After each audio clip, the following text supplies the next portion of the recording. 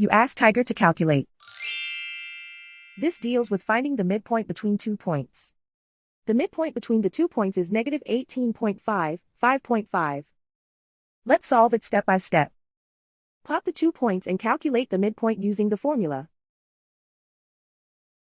The coordinates of point 1 are, x1 equals negative 25, y1 equals negative 25.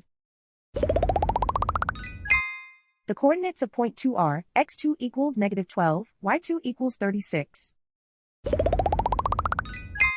PM represents the midpoint of the 2 points.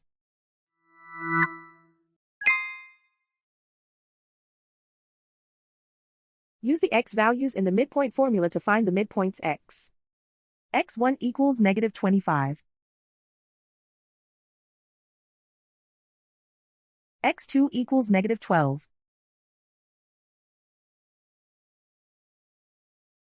Simplify the arithmetic.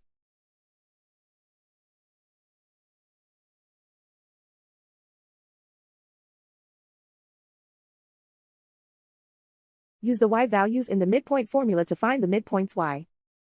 y1 equals negative 25. y2 equals 36. Simplify the arithmetic.